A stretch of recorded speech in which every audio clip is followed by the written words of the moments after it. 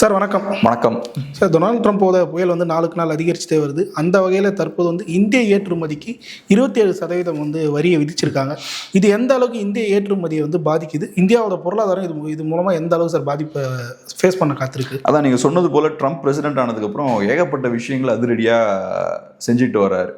குறிப்பாக அவர் பிரசிடென்ட் ஆகிறதுக்கு முன்னாடியே எல்லாரும் எதிர்பார்த்த விஷயம்தான். ட்ரம்ப் கண்டிப்பாக நிறைய விஷயங்களை அதிரடியாக பண்ணுவார், ஏகப்பட்ட பிரச்சனைகளை கிளப்புவார்னு எல்லாருமே எதிர்பார்த்தாங்க. பட் இந்த அளவுக்கு அவர் நிறைய விஷயங்களை புரட்டி போடுவார் அப்படின்னு யாரும் எதிர்பார்க்கல. குறிப்பாக ட்ரம்ப் பிரசிடென்ட் ஆனதுக்கப்புறம் கிரீன்லாண்டை கனடாவெல்லாம் அமெரிக்காவோட இணைக்க போகிறோம் அப்படின்ற ஒரு விஷயத்த சொன்னார். அதுவே பெரிய ஒரு அதிர்ச்சியாக இருந்தது. ஏன்னா சர்வதேச சட்டங்களெல்லாம் மதிக்காமல் இந்த மாதிரியான விஷயங்கள் செய்வேன் அப்படின்னு அவர் சொன்ன விஷயம் பெரிய ஒரு ஷாக்கிங்கான விஷயமா இருந்தது. அதே போல் ட்ரெடிஷ்னலாக அமெரிக்காவோட க்ளோஸாக இருந்த நாடுகளுக்கு எதிராகவே ட்ரம்ப் திரும்பினார். அவர் என்ன பண்ணார்னா, ஐரோப்பிய நாடுகள் மேலே நிறைய அழுத்தங்கள் போட்டார். உங்களோட டிஃபென்ஸ் ஸ்பெண்டிங்கை நீங்கள் இன்க்ரீஸ் பண்ணணும்.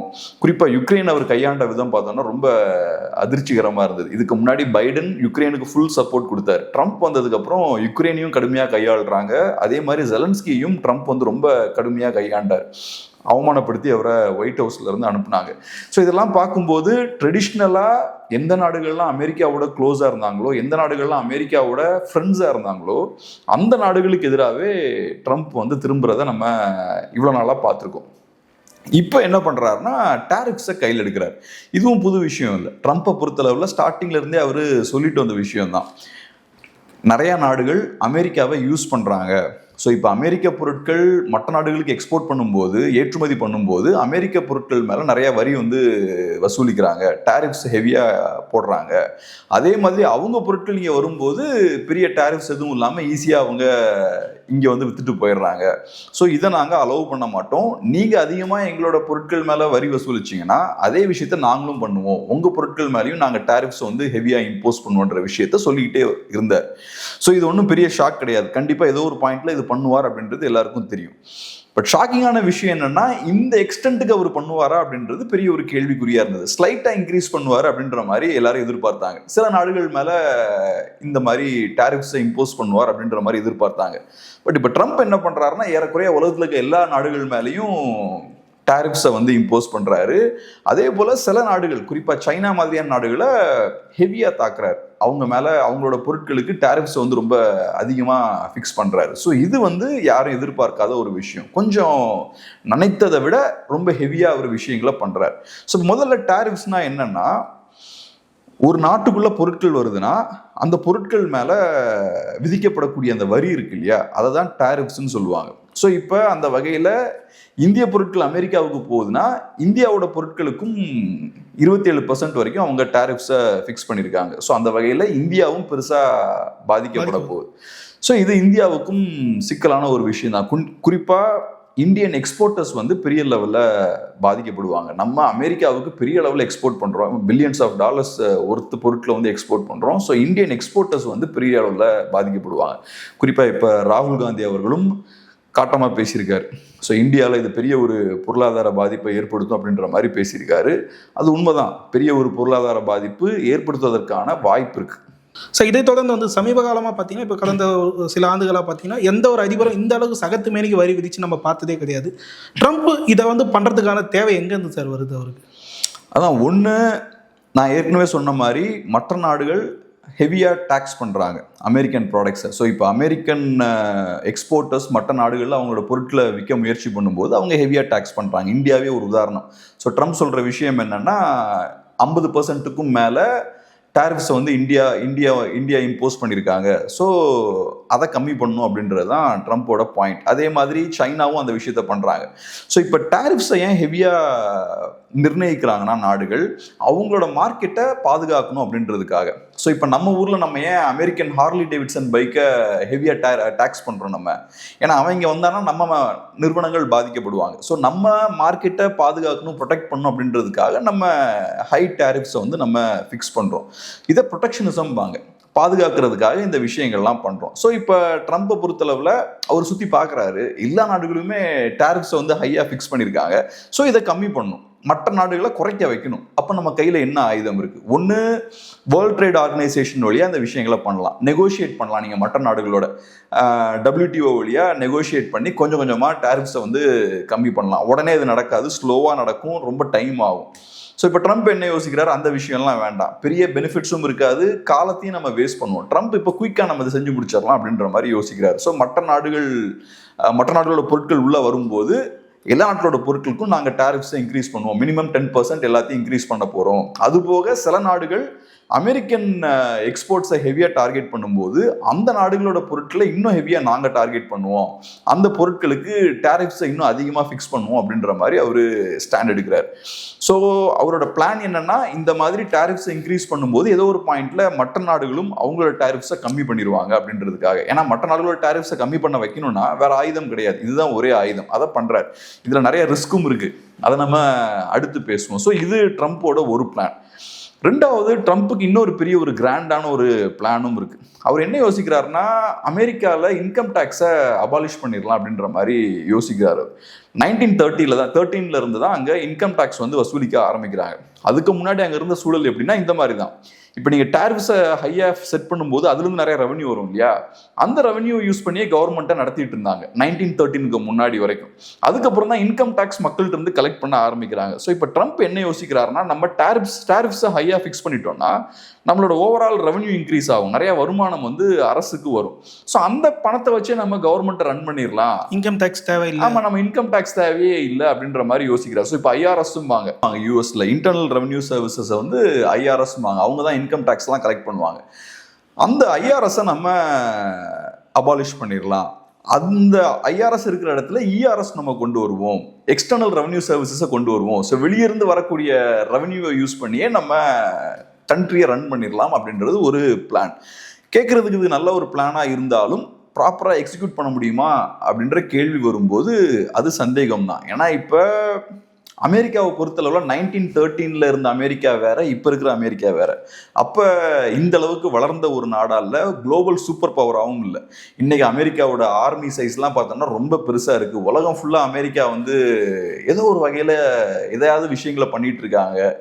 அவங்களோட ஆர்மி பேஸ் இருக்கு, ஏர் பேஸ் இருக்கு, நேவல் பேஸ் இருக்கு. அது போக அமெரிக்கன் கவர்மெண்ட்டும் பார்த்தோம்னா பியூரோக்ரஸிம்பாங்க இல்லையா, அமெரிக்கன் கவர்மெண்ட்டும் இப்போ ரொம்ப பெருசாக எக்ஸ்டெண்ட் ஆயிருச்சு. ஸோ அவங்களுக்கு பெரிய செலவும் இருக்கும். இவ்வளோ பெரிய ஒரு கவர்மெண்ட் இருக்கும்போது, ஒரு அரசு இன்ஸ்டிடியூஷன் நிர்வாகம் இருக்கும்போது, அதை டாரிஃப்ஸ்ல இருந்து வரக்கூடிய பணத்தை மட்டுமே வைத்து நீங்க ரன் பண்ணிட முடியுமா அப்படின்ற ஒரு கேள்வி இருக்கு. ஸோ உங்களுக்கு இன்கம் டேக்ஸ் இல்லாமல் நீங்க இதை செய்ய முடியுமா அப்படின்ற ஒரு கேள்வி இருக்கு. பட் ட்ரம்ப்பை பொறுத்தளவில் இதை தான் பண்ண ட்ரை பண்ணுறாரோ அப்படின்னு நமக்கு தோணுது. ஸோ ஒன்று, மற்ற நாடுகளோட டேரிஃப்ஸை கம்மி பண்ணணும், இதை யூஸ் பண்ணி மிரட்டி அவங்களோட டேரிஃப்ஸ் எல்லாம் கம்மி பண்ணணும். ரெண்டாவது, நம்ம மக்கள்கிட்ட இருந்தே பணத்தை வசூலிக்கிறத விட மற்ற நாட்டு மக்கள்கிட்ட இருந்து பணத்தை வசூலிப்போம், மற்றவங்களை பே பண்ண வைக்கலாம் அப்படின்றது அவரோட ஒரு பிளான். இது ஒர்க் ஆகுமான்னு தெரியல, வெயிட் பண்ணி தான் சார். இந்த விதத்தில் எனக்கு ஒரே ஒரு சந்தேகம் சார், இன்கம் டேக்ஸை என்ன தான் கம்மி பண்ணாலும் சரி, இறக்குமதி பண்ணக்கூடிய பொருட்களுக்கும் வரி வந்து எக்ஸ்ட்ரா தான் ஆக்கியிருக்காங்கன்ற பட்சத்தில் எப்படியா இருந்தாலும் சாமானிய மக்கள் அமெரிக்காவில் பாதிக்கப்படுவாங்கல்ல. இப்போ ஒரு பொருள் வாங்கணும்னா அவங்களுக்கு வந்து இன்கம் டேக்ஸ் இல்லாமல் இருந்தாலும் சரி, எக்ஸ்ட்ரா பே பண்ணி தானே அவங்க டேக்ஸ் பே பண்ணி வாங்குற நிலைமைக்கு வருவாங்கன்றப்போ ட்ரம்ப் மேலே இது வந்து அதிருப்தியாக திரும்ப வாய்ப்பு இருக்குல்ல சார்? அதான் இப்போ என்னன்னா, எதுவுமே ஃப்ரீயாக உங்களுக்கு கிடைக்காது. உங்கள் ஊரில் ஒரு கவர்மெண்ட் இருக்குன்னா அந்த கவர்மெண்ட்டுக்கு மக்கள் தான் பணத்தை வந்து ஃபண்ட் பண்ணணும். டைரெக்டாக இன்கம் டேக்ஸை பே பண்ணி நீங்கள் ஃபண்ட் பண்ணுறீங்களா, இல்லைன்னா இன்டெரக்டாக நீங்கள் பே பண்ணுறீங்களான்றதான் கேள்வி. ஸோ இப்போ இன்கம் டேக்ஸ் நம்ம வாங்கலை, ஓகே, அப்போ என்ன ஆகுது? ட்ரம்ப்போட பிளான் என்னென்னா, மற்ற நாடுகளோட பொருட்கள்லாம் உள்ளே வரும்போது அந்த பொருட்கள் மேலே பெரிய ஒரு வரியை வசூலிக்கிறோம், ஒரு இன்கம்மை ஜென்ரேட் பண்ணுறோம். ஸோ அந்த பொருட்கள் என்ன ஆகும்? அமெரிக்காவுக்குள்ள வரும்போது அந்த பொருட்களோட ரேட் வந்து இன்க்ரீஸ் ஆகும். இப்போ இந்தியா வந்து ஒரு பொருளை அமெரிக்காவுக்கு எக்ஸ்போர்ட் பண்றாங்கன்னு வச்சுப்போம், அந்த பொருளோட வேல்யூ 100 ரூபாய். ஸோ இப்போ ட்ரம்ப் என்ன பண்றாரு? 27% டேரிஃப்ஸை இன்க்ரீஸ் பண்றாரு. ஸோ ஆட்டோமேட்டிக்கா அந்த பொருளோட ரேட் என்ன ஆகும்? 127 இன்க்ரீஸ் ஆயிரும். இது யார் தலையில போய் விழும்? அமெரிக்க மக்கள் தலையில தான் போய் விழும். ஸோ இப்போ எண்ட் ஆஃப் த டே யார் பே பண்றாங்க? அமெரிக்கன்ஸ் தான் பே பண்றாங்க. ஸோ டைரக்டா இன்கம் டேக்ஸ் உங்ககிட்ட டைரக்டா பணத்தை வாங்கலனாலும் இன்னொரு வழியில நீங்க தான் அதை பே பண்ற மாதிரி இருக்கும். ஸோ பட் ட்ரம்ப் பொறுத்தளவில் இது பெட்டரா இருக்கும் அப்படின்ற மாதிரி பாக்குறாரு. பட் இந்த விஷயத்துக்கு வந்து எனக்கு தெரிஞ்ச அமெரிக்கால பெரிய ஒரு வரவேற்பும் இருக்கு. அமெரிக்க மக்கள், ஏன்னா இப்போ ரீசெண்டாக வரக்கூடிய ரேட்டிங்ஸ்லாம் பார்க்கும்போது ட்ரம்ப்புக்கு பெரிய சப்போர்ட் இருக்குது. மக்கள் மத்தியில் ட்ரம்ப்புக்கு வந்து பெரிய வரவேற்பு இருக்குது. அவங்க எப்படி பார்க்குறாங்கன்னா, இப்போ தான் அமெரிக்கா போக வேண்டிய திசையில் கரெக்டாக போகுது, செய்ய வேண்டிய விஷயங்களை இப்போ தான் ஒரு அமெரிக்கன் பிரசிடென்ட் செய்கிறார் அப்படின்ற மாதிரி பார்க்குறாங்க. நம்ம சொல்ல முடியாது, சில நேரங்களில் இது வந்து ஒரு பெரிய பெனிஃபிட்டையும் கிரியேட் பண்ணுறதுக்கான வாய்ப்பு இருக்குது. நம்ம சொல்ல முடியாது, பெனிஃபிட்டையும் கிரியேட் பண்ணலாம், பேக் ஃபயரும் ஆகலாம். சில நேரங்களில் பேக் ஃபயரும் ஆகலாம். ஏன் பெனிஃபிட் கிரியேட் பண்ணுறதுக்கான வாய்ப்பு இருக்குன்னு சொல்கிறேன்னா, மேபி சில நேரங்கள் என்ன பண்ணலாம்னா, அமெரிக்காவில் இருக்கக்கூடிய அந்த பிஸ்னஸ் என்வரான்மெண்ட் இருக்கு இல்லையா, அதை சில நேரங்களில் பூஸ்ட் பண்ணுறதுக்கான வாய்ப்பு இருக்குது. டாரிஃப்ஸ்லாம் இன்க்ரீஸ் பண்ணும்போது அங்கே மேனுஃபேக்சரிங் செக்டர்லாம் அங்கே டேக் ஆஃப் ஆகிறதுக்கு வாய்ப்பு இருக்குது. ஸோ உள்ள இன்டர்னலாக அமெரிக்காவில் ஜாப் ஆப்பர்ச்சுனிட்டிஸ் கிரியேட் ஆகிறதுக்கு வாய்ப்பு இருக்குது. அது போக நான் சொன்னது போல் ரெவன்யூவும் கவர்மெண்ட்டுக்கு ஜென்ரேட் பண்ணுறதுக்கான வாய்ப்பு இருக்குது. இது எப்படி பேக் ஃபயர் ஆகிறதுக்கான வாய்ப்பு இருக்குன்னு பார்த்தோம்னா, 1920s எண்டில் கிரேட் டிப்ரெஷன் ஸ்டார்ட் ஆகுது. 1920களோட இறுதியில் பார்த்தோம்னா கிரேட் டிப்ரெஷன் ஸ்டார்ட் ஆகுது.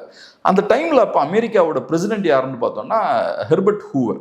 அவர் என்ன பண்ணுறாரு, ஒரு ஆக்டை வந்து கொண்டு வராரு. ஸோ டேரிஃப்ஸ் எல்லாம் அவர் இன்க்ரீஸ் பண்ணுறாரு. இதே மாதிரி தான் ட்ரம்ப் பண்ண மாதிரியே டேரிஃப்ஸ் எல்லாம் இன்க்ரீஸ் பண்ணுறாரு. ஸோ அவரோட பிளான் என்னவா இருந்ததுன்னா, ஒன்று அமெரிக்கன் இண்டஸ்ட்ரீஸை ப்ரொடெக்ட் பண்ணணும், மற்ற நாடுகளோட ப்ராடக்ட்ஸ் உள்ள நிறையா வந்ததுன்னா நம்ம இண்டஸ்ட்ரி வந்து அடி வாங்கும். ஸோ நம்ம இண்டஸ்ட்ரியை ப்ரொடெக்ட் பண்ணோம்னா ஆட்டோமேட்டிக்காக அவங்க க்ரோ ஆவாங்க, நிறைய ஜாப் ஆப்பர்ச்சுனிட்டிஸ்லாம் கிரியேட் ஆகும் அப்படின்ற பிளானில் இந்த விஷயத்த பண்ணுறாரு. அப்புறம் கவர்மெண்ட்டுக்கு ரெவன்யூவும் கிடைக்கும், அதுக்காக இந்த டாரிஃப்ஸ்லாம் இன்க்ரீஸ் பண்ணார். அது என்ன ஆச்சுன்னு பார்த்தோன்னா, அந்த 1920s எண்டில் 30ல் கொண்டு வராரு இந்த ஆக்டை வந்து அப்போ கொண்டு வராரு அவர். மற்ற நாடுகளை வந்து ப்ரொவோக் பண்ணுது. மற்ற நாடுகள் என்ன பண்ணுறாங்க, ரெசிப்ரோக்கல் டாரிஃப்ஸ் இப்போ நம்ம பேசணும் இல்லையா, அதை கையில் எடுக்கிறாங்க. ஸோ அமெரிக்கன்ஸ் டாரிஃப்ஸ் இன்க்ரீஸ் பண்ணோன்னே அவங்களும் ஹெவியாக டாரிஃப்ஸ் எல்லாம் இன்க்ரீஸ் பண்ணுறாங்க, அமெரிக்காவை டார்கெட் பண்ணுறாங்க. இப்போ அதே அமெரிக்கா பண்ணுது. ஆமாம், டார்கெட் பண்ணும்போது என்ன ஆகுது, அமெரிக்காவுக்கு பெரிய பாதிப்பு ஏற்படுத்துது.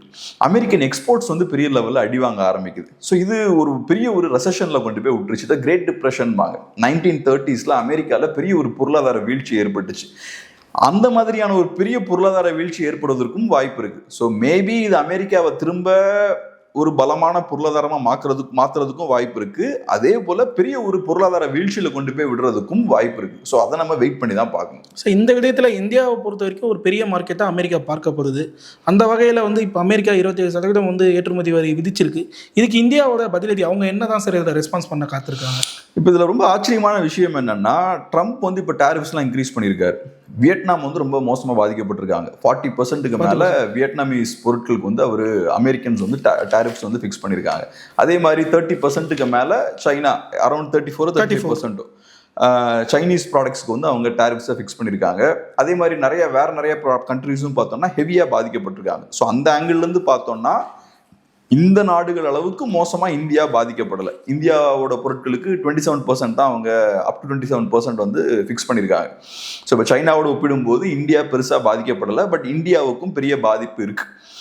இப்போ மற்ற நாடுகள் எப்படி ரெஸ்பாண்ட் பண்ணியிருக்காங்கன்னு பார்த்தோன்னா ரொம்ப டஃப்பாக ரெஸ்பாண்ட் பண்ணுறாங்க. குறிப்பாக ஐரோப்பிய நாடுகளும் சைனாவும் ரொம்ப டஃப்பாக ரெஸ்பாண்ட் பண்ணுறாங்க. கனடா இந்த மாதிரி நாடுகள்லாம் நீங்கள் டாரிஃப்ஸ் இன்க்ரீஸ் பண்ணிங்கன்னா நாங்களும் ரெசிப்ரோகேட் பண்ணுவோம், ரெசிப்ரோக்கல் டாரிஃப்ஸை வந்து கொண்டு வருவோம், நீங்கள் 10% போட்டிங்கன்னா நாங்களும் அதுக்கேற்ற மாதிரி பதிலடி கொடுப்போம் அப்படின்ற மாதிரி சொல்கிறாங்க. ஸோ அது காட்டமான ரெஸ்பான்ஸ். அது அமெரிக்காவுக்கும் பாதிப்பை ஏற்படுத்தும். அதே மாதிரி சவுத் கொரியாவாக இருக்கலாம், ஜப்பானாக இருக்கலாம், இவங்கெல்லாம் பெரிய லெவலில் அமெரிக்காவை சார்ந்து இருக்கக்கூடிய நாடுகள். நமக்கே தெரியும், இப்போ ஜப்பான்லாம் பொறுத்தளவில் அவங்களுக்கு ஜப்பான், சவுத் கொரியாவுக்குலாம் சைனா ஒரு பெரிய த்ரெட்டு. அதனால கண்டிப்பாக அவங்களுக்குலாம் அமெரிக்கன் சப்போர்ட் தேவை. அமெரிக்கன் ஆர்மியே பார்த்தோம்னா சவுத் கொரியாவில், ஜப்பான்லலாம் பெரிய அளவில் இருக்காங்க. பெரிய ஏர்பேஸ்லாம் ஜப்பானில் இருக்குது. ஸோ அவங்க அமெரிக்காவை சார்ந்து பெரிய அளவில் இருக்காங்க. அவங்களோட செக்யூரிட்டிக்கு அமெரிக்கா தேவை. அந்த நாடுகளுமே கூட கடுமையாக ரெஸ்பாண்ட் பண்ணியிருக்காங்க. ஸோ இது நியாயமான டாரிஃப்ஸ் இல்லை அப்படின்ற மாதிரி ஸ்ட்ராங்காக அவங்க ரெஸ்பாண்ட் பண்ணியிருக்காங்க. ஸோ ஏதோ ஒரு வகையில் எல்லா முக்கியமான நாடுகளும் ட்ரம்ப்போட இந்த டாரிஃப்ஸை ஸ்மூத்தாக எடுத்துக்கல, அவங்க கடுமையாக தான் ரெஸ்பாண்ட் பண்ணுறாங்க. பட் ஆச்சரியமான விஷயம் என்னன்னா, இந்தியா ரொம்ப குவைட்டாக இருக்காங்க. இந்தியா பெருசாக டஃப்பாக எதுவும் ரெஸ்பாண்ட் பண்ணல. இந்தியாவை பொறுத்தளவில் நாங்கள் இதை வாட்ச் பண்ணிட்டு இருக்கோம், ஸோ எப்படி ரியாக்ட் பண்ணலாம் நம்ம பார்க்கலாம் அப்படின்ற மாதிரி தான் அவங்க பெருசாக காட்டமாக அவங்க ரியாக்ட் பண்ணல. இது ரொம்ப ஆச்சரியமாக இருக்குது. ஏன்னா இந்தியன் எக்ஸ்போர்ட்ஸ் வந்து பெரிய லெவலில் பாதிக்கப்பட போகுது. அப்படி இருக்கும்போது ஏதோ ஒரு வகையில் ஒரு பதிலடி கொடுக்கணும் அப்படின்ற ஒரு கட்டாயமும் இருக்குது. பட் அந்த மாதிரி எதுவும் பண்ணல. ஸோ இந்த விஷயத்த ராகுல் காந்தி அவர்கள் ஒரு பெரிய இஷ்யூவாக கையில் எடுக்கிறார். அவர் ஒரு எக்ஸாம்பிள் ஒன்று சொல்கிறார். இந்திரா காந்தி அவர்கள் பிரைம் மினிஸ்டராக இருக்கும்போது இந்திரா காந்தி அவர்கள்கிட்ட ஒரு கேள்வி கேட்குறாங்க, நீங்கள் லெஃப்ட் லீனிங்காக இருப்பீங்களா ரைட் லீனிங்காக இருப்பீங்களா, அதாவது நீங்கள் இடதுசாரி பக்கம் சாய்வீங்களா வலதுசாரிகள் பக்கம் சாய்வீங்களா அப்படின்ற மாதிரி கேட்டிருக்காங்க. அதுக்கு இந்திரா காந்தி என்ன சொல்லியிருக்காங்க, நான் ஸ்ட்ரைட்டாக தான் நிற்பேன் அப்படின்ற மாதிரி சொல்லியிருக்காங்க. ஸோ அந்த எக்ஸாம்பிள் சொல்லி அவர் என்ன சொல்கிறாருன்னா, ஸோ இந்தியாவோட ட்ரெடிஷன் அதுதான், நம்ம எக்ஸ்டர்னல் ப்ரெஷருக்குலாம் நம்ம வளைந்து கொடுத்தது கிடையாது, நம்ம எப்போவுமே ஸ்ட்ராங்காக நிற்கக்கூடிய ஒரு நாடு. அந்த வகையில் இந்த விஷயத்தை பொறுத்தளவில் பாஜக கடுமையாக கையாள மாட்டேங்கிறாங்க, கரெக்டாக கையாள மாட்டேங்கிறாங்க. அவங்க ஃபாரின் பவர்ஸ் இருக்காங்க இல்லையா, அந்நிய சக்திகள் கிட்ட அவங்க பணிந்து போகக்கூடிய ஒரு விஷயத்த பண்றாங்க அப்படின்ற மாதிரி ராகுல் காந்தி பெரிய ஒரு குற்றச்சாட்டை வைக்கிறார். பட் இப்போ இந்தியன் கவர்மெண்ட்டை பொறுத்தவரை அவங்க என்ன மாதிரி ஸ்ட்ராட்டஜி வச்சிருக்காங்கன்னு நமக்கு தெரியல, ஏன் ரொம்ப குவைட்டா இருக்காங்கன்னு நமக்கு தெரியல. பட் நான் என்ன சொல்லுவேன்னா, டஃப்பாக டீல் பண்ணலாம். இப்போ எப்படி ஐரோப்பிய நாடுகள்லாம் டஃப்பாக டீல் பண்ணுறாங்களோ அதே மாதிரி நம்மளும் டஃப்பாக டீல் பண்ணலாம். ஏன்னா இப்போ அமெரிக்காவை பொறுத்தளவில் அவங்க நினைக்கிற மாதிரிலாம் ஈஸியாக இந்தியன் பொருட்கள் மேலே டேரிஃப்ஸ் எல்லாம் இன்க்ரீஸ் பண்ணி தப்பிச்சு போயிட முடியாது. ஏன்னா இப்போ பேப்பரில் பார்க்கும்போது, ஆன் பேப்பர் நம்ம பார்க்கும்போது ட்ரம்ப் சொல்கிற மாதிரியே இந்திய பொருட்கள் அங்கே போகும்போது ஈஸியாக போயிடுது. பட் அமெரிக்க பொருட்கள் இங்கே வரும்போது நிறைய டேரிஃப்ஸை இந்தியன் கவர்மெண்ட் ஃபிக்ஸ் பண்ணுறாங்க அப்படின்ற மாதிரி தோணலாம். பட் அமெரிக்கன் டேரிஃப்ஸ் ஏன் கம்மியாக இருக்குன்னா, நம்ம ஏற்றுமதி செய்யக்கூடிய பொருட்கள் இருக்கு இல்லையா, அது பார்த்தோம்னா அவங்களோட ஆட்டோமொபைல் இண்டஸ்ட்ரிக்கு தேவையான பார்ட்ஸ் இந்த மாதிரி விஷயங்களை நம்ம அங்கே ஏற்றுமதி பண்ணுறோம். ஸோ அவன் அதுக்கு டேரிஃப்ஸ் நிறையா ஃபிக்ஸ் பண்ணான்னா அவனோட காரோட ரேட்லாம் இன்க்ரீஸ் ஆயிரும். ஸோ எண்ட் ஆஃப் த டே நம்ம அவனுக்கு தான் சப்ளை பண்ணுறோம் பொருட்களை. பட் அவன் என்ன பண்ணுறான்னா, ஸ்ட்ரைட்டாக ஹார்லி டேவிட்சன் மாதிரியான பைக் இங்கே கொண்டு வருது, அப்புறம் ஃபார்மா இண்டஸ்ட்ரிக்கு தேவையான பெரிய பெரிய எக்யூப்மெண்ட்ஸ்லாம் கொண்டு வருது. இந்த விஷயங்களை வந்து அமெரிக்கன்ஸ் பண்ணுறாங்க. ஸோ அதனால் அமெரிக்கன்ஸ் நினைக்கிற மாதிரி அவங்க பெரிய லெவலில் பொருட்களோட டேரிஃப்ஸ்லாம் இன்க்ரீஸ் பண்ண முடியாது. அப்படி இன்க்ரீஸ் பண்ணாங்கன்னா அமெரிக்கன் கன்சியூமர்ஸ் வந்து பெரிய லெவலில் பாதிக்கப்படுவாங்க. அதனால் இந்தியா கையில் பெரிய லெவரேஜும் இருக்குது. நான் என்ன சொல்லுவேன்னா, நம்ம ஸ்ட்ராங்காக ராகுல் காந்தி சொல்கிறது போல் அமெரிக்கன் ப்ரெஷருக்கு அடிபணியாமல் அவங்க இந்த மாதிரி டேரிஃப்ஸ் இன்க்ரீஸ் பண்ணால் நம்மளும் அதுக்கு பதிலடி கொடுத்து எக்ஸ்ட்ரா டேரிஃப்ஸை இன்க்ரீஸ் பண்ணலாம். எப்படி மற்ற நாடுகள்லாம் ஸ்ட்ராங்கான பதிலடி இருக்குன்னு சொல்கிறாங்களோ அதே விஷயத்த நம்ம பண்ணலாம் அப்படின்ற மாதிரி தான் பார்க்குறேன். ஸோ இதை தொடர்ந்து அமெரிக்கா தொடர்ச்சியாக எல்லா நாடுகளுக்கு எதிராகவும் வரியை வந்து இப்போ உயர்த்தி இருக்கிறது. எதிர்காலத்தில் அமெரிக்காவுக்கு ஏதாவது சிக்கலை ஏற்படுத்த வாய்ப்பு இருக்கா சார்? என்னை பொறுத்தவரை நான் எப்படி பார்க்குறேன்னா, இதை கண்டினியூ பண்ண முடியாது. ஏதோ ஒரு பாயிண்ட்டில் அவங்க ரிவர்ஸ் போவாங்க அப்படின்ற மாதிரி தான் பார்க்குறேன். ஸோ இப்போதைக்கு அதை ஒரு ஆயுதமாக பயன்படுத்துகிறாங்க. மற்ற நாடுகள் ஹையான டேரிஃப்ஸை ஃபிக்ஸ் பண்ணியிருக்காங்க. ஸோ அதை குறைக்கிறதுக்கு அமெரிக்கன்ஸ் வந்து இதை ஒரு ஆயுதமாக பயன்படுத்துகிறாங்க. பட் இதை கண்டினியூஸாக அவங்களால பண்ண முடியாது. ஏன்னா அப்படி கண்டினியூஸாக பண்ணோன்னா அமெரிக்காவுக்கும் நிறைய இழப்புகள்லாம் ஏற்படும். ஸோ அதை கண்டினியூஸாக பண்ண முடியாது. இன்ஃபேக்ட் ட்ரம்ப்பே சொன்ன விஷயம் என்னென்னா, சில டிஸ்டர்பன்சஸ்லாம் இது ஏற்படுத்தும், பட் ஒரு பாயிண்ட்டுக்கு அப்புறம் இது ஸ்டேபிளைஸ் ஆயிரும் அப்படின்ற மாதிரி தான் அவர் சொல்கிறார். ஸோ நான் எப்படி பார்க்குறேன்னா, கொஞ்சம் டிஸ்டர்பன்சஸ்லாம் கிரியேட் பண்ணிவிட்டு அதுக்கப்புறம் திரும்ப கொஞ்சம் கம்மி பண்ணிடுவாங்க. இதே மாதிரி ஹை லெவல் டேரிஃப்ஸை வந்து ஃபிக்ஸ் பண்ண மாட்டாங்க அப்படின்ற மாதிரி தான் நான் பார்க்குறேன். மற்ற நாடுகளும் கொஞ்சம் இறங்கி வருவாங்க. இப்போ இன்ஃபேக்ட் இந்தியாவே எடுத்துக்கிட்டோம்னா, ட்ரம்ப் தொடர்ச்சியாக சொல்லிட்டு இருந்த விஷயம் என்ன, ஹார்லி டேவிட்சனை நாங்கள் அங்கே எக்ஸ்போர்ட் பண்ண ட்ரை பண்ணும்போது நீங்கள் ஹை டேரிஃப்ஸை வந்து ஃபிக்ஸ் பண்ணுறீங்க, ஸோ இதெல்லாம் சரியில்லை அப்படின்ற பாயிண்ட் அவர் சொல்லிக்கிட்டே இருந்தார். டெஸ்லாவுக்கும் அதே ஆமாம், அந்த எலெக்ஷன் டைமில் கூட அதெல்லாம் பேசினாருன்னு நினைக்கிறேன். ஸோ இப்போ இந்தியன்ஸ் வந்து கொஞ்சம் டேரிஃப்ஸை வந்து கம்மி பண்ணியிருக்காங்க. ஸோ இந்த விஷயங்கள்லாம் ட்ரம்ப் பண்ணும்போது மற்ற நாடுகளும் கொஞ்சம் இறங்கி வருவாங்க. எவ்வளோ இறங்கி வருவாங்கன்னு நமக்கு தெரியல, பட் கொஞ்சம் இறங்கி வருவாங்க. அப்படி வரும்போது அடுத்து ட்ரம்ப்பும் வந்து கொஞ்சம் காம்ப்ரமைஸ் ஆகி கொஞ்சம் இறங்கி போவார். இந்த ஹை டேரிஃப் ரேட்ஸ் இருக்கு இல்லையா, இதை ஃபிக்ஸ் பண்ணி வண்டியை ஓட்டிக்கிட்டே இருக்க முடியாது. பட் இப்போதைக்கு டெம்பரரியாக நமக்கு பிரச்சனை தான், இந்தியாவுக்கும் பிரச்சனை தான், இது மற்ற நாடுகளுக்கும் பிரச்சனை தான். இந்தியாவை பொறுத்தளவில் நம்ம அமெரிக்காவுக்கு நிறைய பொருட்கள் எக்ஸ்போர்ட் பண்ணுறோம். ஸோ இப்போ ட்ரம்ப் இந்த டேரிஃப்ஸ் எல்லாம் இன்க்ரீஸ் பண்ணதுக்கப்புறம் நம்ம நாட்டில் இருக்கக்கூடிய எக்ஸ்போர்ட்டர்ஸ் வந்து நம்ம கவர்மெண்ட் மேலே ப்ரெஷர் போட ஆரம்பிச்சிட்டாங்க. சீக்கிரமாக ஒரு பயலாட்ரல் ஃப்ரீ ட்ரேட் அக்ரிமெண்ட்டில் சைன் பண்ணிடுங்க, ஸோ அப்போ தான் கரெக்டாக இருக்கும் அப்படின்ற மாதிரி அழுத்தங்கள் போடுறாங்க. ஸோ அப்படி பண்ணும்போது தான் வர்த்தகம் வந்து சுமூகமாக ஸ்மூத்தாக நடக்கும். எப்போவுமே இந்த மாதிரி நிறைய டேரிஃப்ஸ் இருக்குன்னா அது பிஸ்னஸுக்கு நல்லது இல்லை. பிஸ்னஸ் என்வாரன்மெண்ட்டை வந்து அது ஸ்பாயில் பண்ணிடும். ஏன்னா டேரிஃப்ஸ் அதிகமாக இருக்கும்போது ப்ராடக்ட்ஸோட ரேட்லாம் இன்க்ரீஸ் ஆகும். ரேட்லாம் இன்க்ரீஸ் ஆகும்போது அது பொருட்களை வாங்கக்கூடியவங்க கன்சியூமர்ஸோட தலையில் தான் போய் விழுவும். அது நேச்சுரலாக ஒரு பொருள் 10 ரூபாவாக இருக்கும்போது ஒருத்தன் வாங்க விரும்புவானா, அது 20 ரூபாவாக இருக்கும்போது வாங்க விரும்புவானா, 10 ரூபாவாக இருந்தால் இன்னும் அதிகமாக வாங்குவான்ல. ஸோ அதனால் வியாபாரிகள் எப்போவுமே டேரிஃப்ஸ் கம்மியாக இருக்குன்னு தான் விரும்புவாங்க. அதுதான் வியாபாரத்துக்கும் நல்லது, பொருளாதாரத்துக்கும் நல்லது. ஸோ இப்போ ட்ரம்ப்பை பொறுத்தளவில் இதை டெம்பரரியாக ஒரு ஆயுதமாக அவர் பயன்படுத்திட்டு அவர் டக்குன்னு ரிவர்ஸ் போயிட்டாருன்னா பெட்டர். அதை தாண்டி இதையே ஒரு கண்டினியூஸாக அவர் கையில் எடுத்து பண்ணுவார் அப்படின்னா அது பெரிய ஒரு பிரச்சனையை ஏற்படுத்தும்.